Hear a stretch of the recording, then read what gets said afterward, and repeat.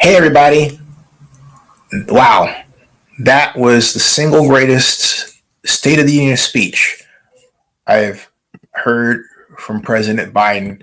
So I simply have to say, bravo. You talk about bringing it. He absolutely brought it.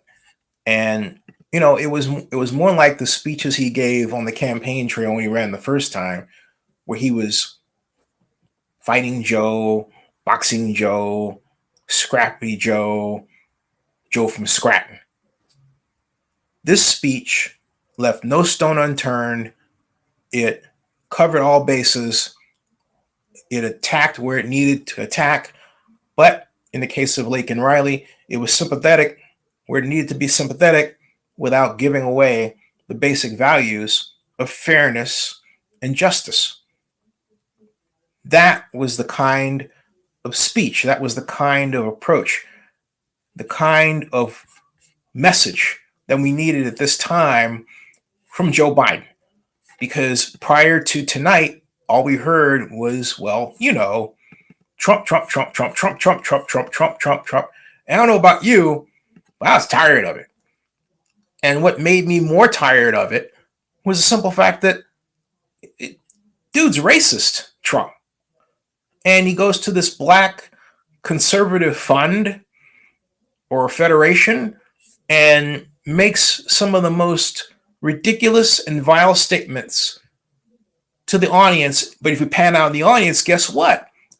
It wasn't a black audience like you had expected. It was more white than black, and yet it's a black conservative fund. That whole thing was crazy, and yet it wasn't properly dissected. A number of you here are probably wondering, what the heck happened to you, Zinni? And what happened purely and simply was I had believed we were going to get better, and I hadn't really. I lost my voice, but I found it. I was focused on pointless here and there issues, but this is a channel started by this Democrat and will be ran by this Democrat, and it will take its tone from this Democrat. I am a big D traditional Democrat. I'm not running away from it, and that's it. That's exactly it. And so I decided to basically sound the call for Democrats and independents to get involved and get Joe back in the White House. To say to people, you know what? That other guy, he's not the choice. He's not what we need. And hey, is there some kind of problem with Donald Trump where he's got to feel like he's literally running away from getting, jailed? Yeah. But is there something wrong with people who are going to vote for him with all of his full character issues that become policy problems and disorganization in office? Yeah, absolutely. We don't have to go in that direction. It is literally the direction Trump presents of the devil. Biden presents a direction that is truly under God. Donald Trump is not a churchgoer. He just isn't. He doesn't believe in God in the way that he liked his Southern supporters to think. Donald Trump has true contempt for Southerners. True contempt for Southerners, okay? And he has even greater contempt for black Southerners who are conservative. Look at how he acts before them.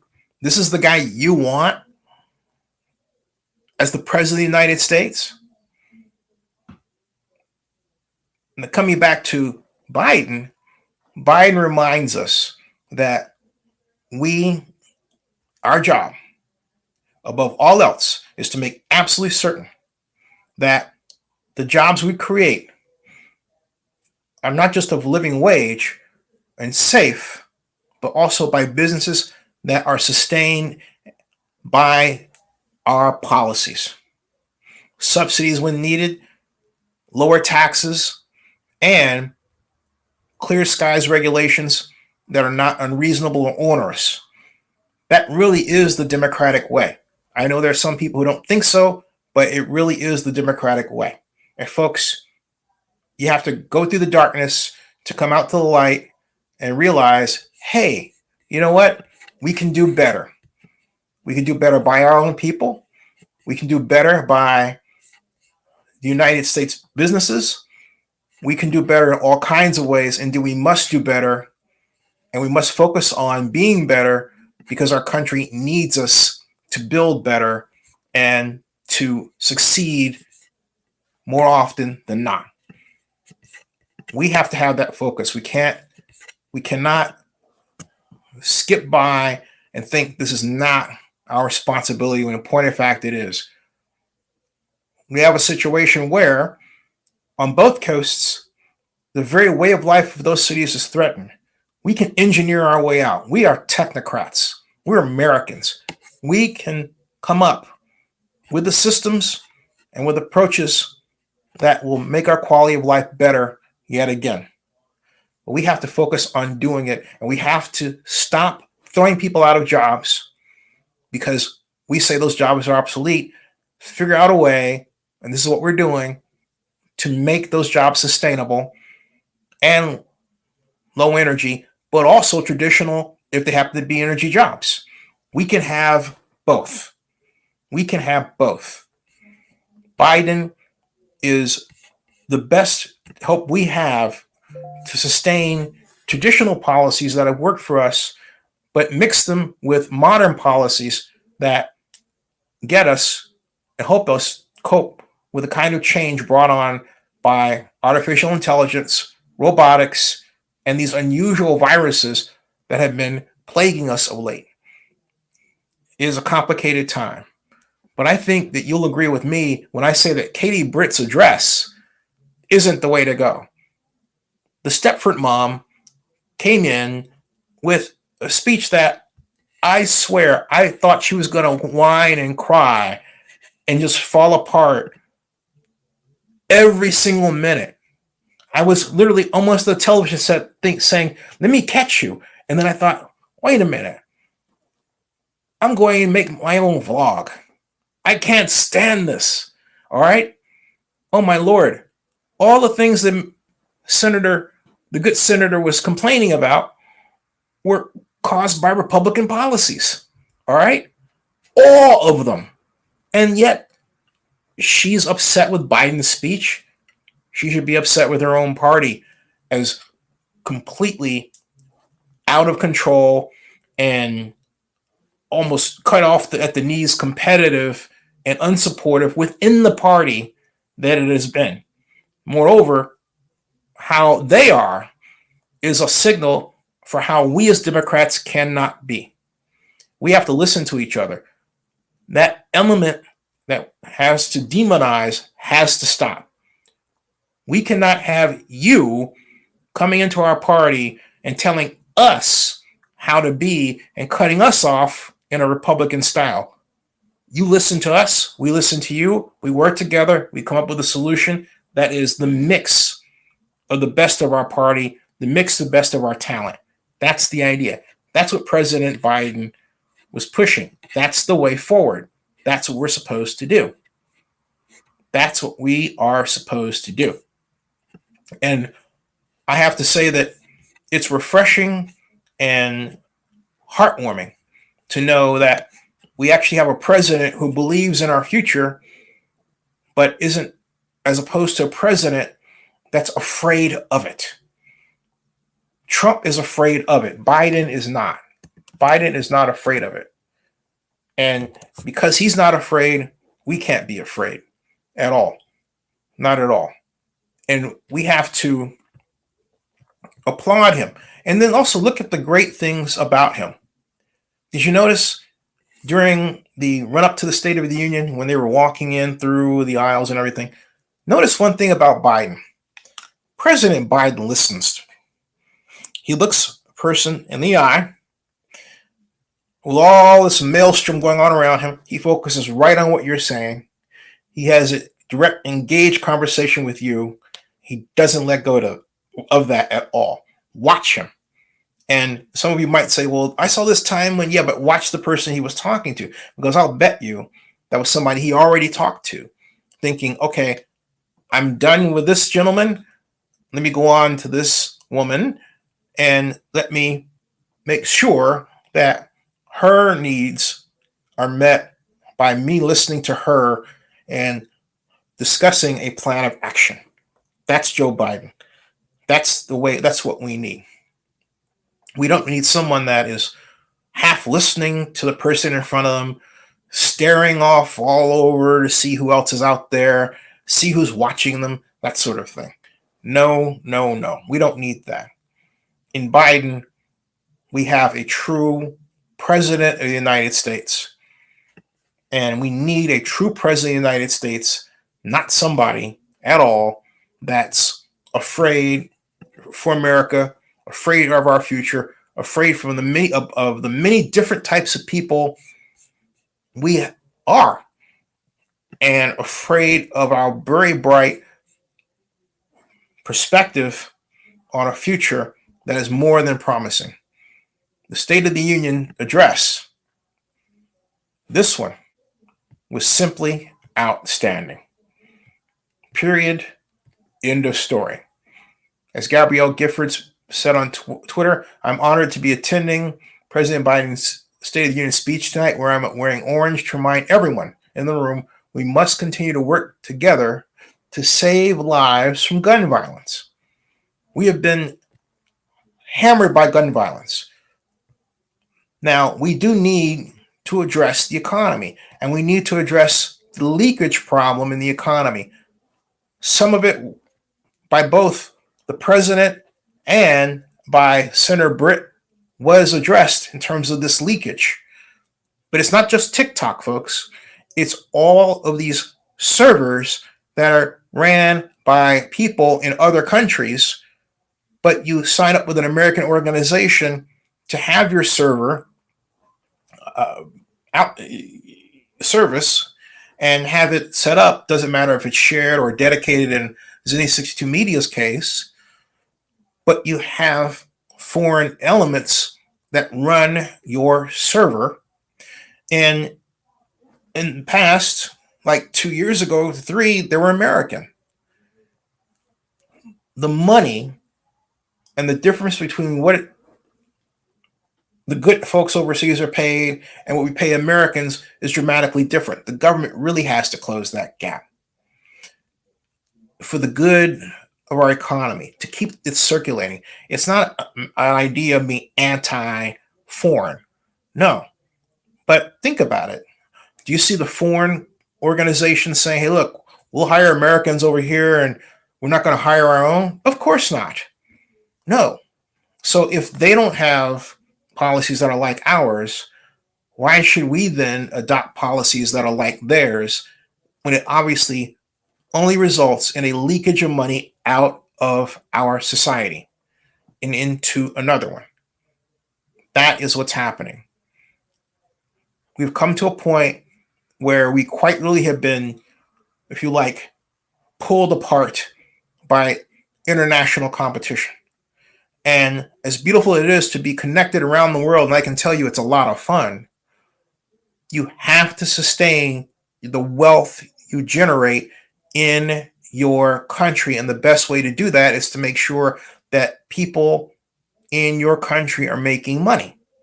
Because without it, they will wind up one thing, and we're seeing it: homeless. Homeless. It's not just a problem of, and that is the primary problem, high rents and high housing costs generated by these gigantic real estate investment trust networks, but it's also because of these leakage problems. We need to fix both. We're going to fix both. We have to, because the end result, what we're already experiencing in Oakland and San Francisco and Los Angeles, to name the lead organization cities that are beset with this problem, is slowly but surely becoming an American problem. Giant buildings at high and too high levels of space available. People trying to find remote work elsewhere, but at the same time, those companies that say they want to do the remote work are also trying to get people back into their offices to appease a real estate landlord's mandate. We have to stop that. We have to make it more affordable to be remote. We have to convert offices into live work, and we have to have necessary subsidies on a local, state, and national level to allow that to be our future. It's going to have to be, because right now we've really spread ourselves thin. We've got to come back. In California, it calls for increased use of tax increment financing. But guess what? Around the world, tax increment financing can be the linchpin device that saves us from the kind of tragedy of offshoring just by the ability to subsidize small businesses, small server organizations. That's it. So we can make these base hits. We can do this. And this is what Biden is about. This is what we're pushing forward to have happen. These policies, bipartisan, that get us to the promised land of a truly better economy. Do you realize that Los Angeles has a 10% underemployment rate? 10%. That's right, 10%. That's too high. And in California, it's 9.3%, the highest of all states in the United States. That's underemployment. And I believe that's actually an undercount. I believe the actual rate is twice that. So for Los Angeles, that means it's 20%, or 1 out of every 4. It has to be that as the case, because everyone says the rent is too what? Too damn high. Okay? Too damn high. All right? And then we've got this idea that we're supposed to be weak. All right? Weak. And then we have this idea that Biden can't be demonstrative, can't state himself. Maybe it's, dare I say, too masculine? Toxic masculinity? Come on. Ridiculous. Throw that idea out of your head. Because the alternative was just shown to you. I present to you Senator Katie Britt. Whining, crying, carrying her way, that's carrying with an ing, her way, through a speech that you had to sit through just to get to the point where your commentators were making their views known, which is probably why you came to me. Thank you. I appreciate it. America has to, I didn't say America. I said America has to recapture its ability to get things done. You understand? It has to have the ability to get things done. All right? It really does. And regarding Senator Britt, it is sad to have a Republican Party that has so reduced itself to the point that they literally have a soccer mom, bravo soccer moms, but talking against her own interests. Do you realize that? I was looking around, I was checking to see if she was actually drugged. Look at her face. That's why I gave reference to the Stepford movie. You ever seen it? Ooh, all right. Beep, beep, beep, beep, bop, bop, bop. Not kidding you, okay? Not kidding you. They made a woman give that speech from a kitchen. The Republicans did that. Do you realize that? Do you realize that? That's exactly what happened. I'm not going to show you here. That's not the point. Look at it for yourself again. Again, okay? Again. A number of people are saying, hey, look, this was a campaign speech. You're right. Guess what year it is? It's a campaign season year. It was a fearless speech Biden's was.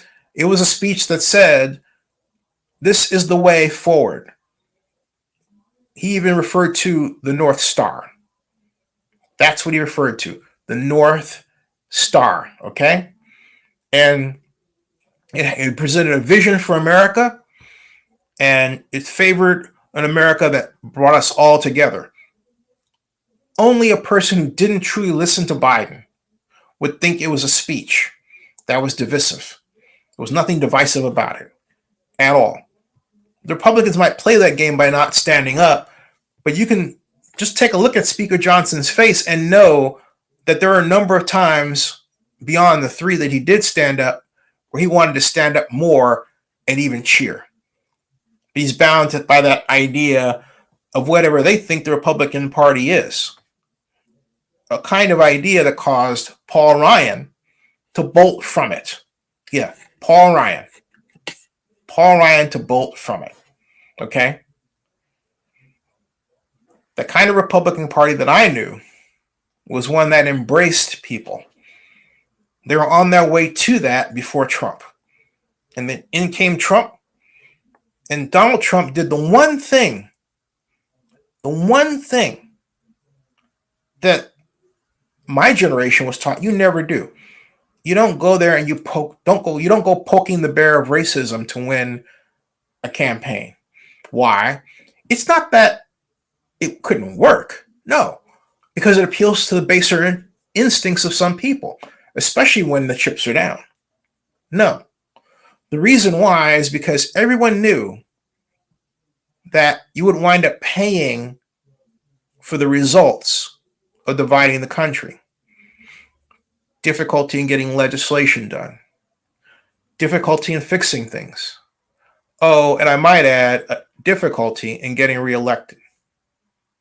I remind you that that every single one of the elected officials that were impacted by Donald Trump in a way where they felt they had to copy him are no longer in office. Do you realize that? Go back and look for yourself. The people who survived, like Mitt Romney, did so because they were not afraid to stand up to Donald Trump. They understood what a real American North Star looked like. Mitt Romney, a man who I greatly do admire, although he was not my choice for president over Barack Obama, understood what that North Star looked like. The late John McCain, senator, understood what that great North Star looked like. There are a number of Republicans who understand what that North Star looks like. And many of them, the vast majority, have left the party. Some of them have left us. Many of them are out.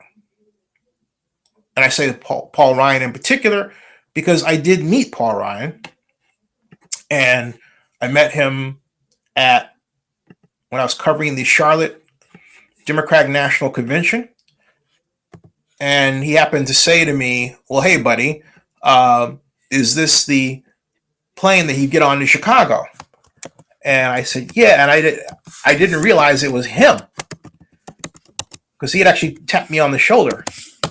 I said, wait a minute, you're Paul Ryan. And he says, yeah, I am. And so actually, it was the Obama inauguration, and I actually had the pleasure of meeting Paul Ryan. And in fact, for those who are saying, yeah, you don't believe me, I will say, well, I never say things that didn't actually happen. And so here is Paul Ryan. This is a classic Republican, okay? This man is how Republicans are supposed to be. I'm not saying I agree with every policy. I'm talking about his way, all right? His watch.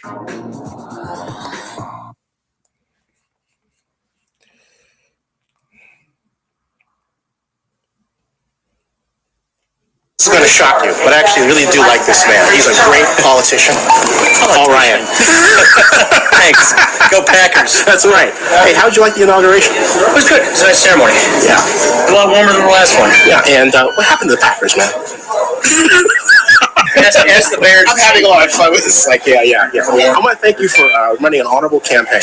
You bet. Seriously. Yeah, I mean, nice to see you. it was great. And wait, you're wearing Bears colors though. You gotta put your ticket in, buddy. Oh, sorry about that. Forget Hold on a second. Okay. Oh yeah. Yeah, there we go. Yeah. Hey, thanks. Yeah. Golly. This is a great day. I got two people. Yeah. So anyway, he got on the flight, and the rest is history, right? And the rest was history. But that's the way. He didn't expect a vlogger to come up like that. But hey, you tap me on the shoulder, and that's what happens, right? But it's also a signal, that episode, to how we as Americans really are. He needed help figuring out which plane to get on. I helped him. And we both love the NFL. He loves the Packers. I'm from Chicago, Bears fan, but really it's Raiders. So these are the things that bind us. There's nothing wrong with that at all. Or it could be the Academy Awards coming up Sunday. It could be, well, you name it, okay? It's called American culture, folks. That's what it's called. It's called American culture. And that's what we saw today. We saw American culture at work, bringing everybody else together, working doggedly to attract those who may not quite agree with us, but never demonizing them for having ideas that are different from ours, and understanding the need to listen to what they say, and determined to make a better future. That's why I say Biden's speech was the greatest State of the Union speech he's given. 4 more years for him. We need him in. I'm going to fight like hell in my vlogger way to make it happen. Yeah, I'm back. Back to where I was when I started this in 2006. I'm not going to waver from it ever again. Back to having more people on who are from different walks of life. Back to being more broad in my expansive coverage of vlogs, but a mix of what we've already done. Subscribe to Zenny62 on YouTube. But please bookmark Zenny62blog.com and OaklandNewsOnline.com and OaklandNewsNowBlog.com and our newest website, Oscar News Now. That's right, Oscar. Have a look at it, folks. You're saying, what? You got a what? I will show you. I will show you absolutely what we have here. OscarMovieNews.com. Here it is, folks. OscarMovieNews.com. And I will show it to you before we exit, as it is right here. I think I'll put it right over there. Yep. And voila. That's it. Clean, simple design, full of news from the Academy of Motion Picture Arts and Sciences. Just in time for Oscars. Here's the presenters list and news, which I will update later tonight. Oh, and that's from the Oscar luncheon. All right. 28-minute video. So there it is, folks. Biden's greatest State of the Union speech ever. Thank you. See you on Oscar Sunday.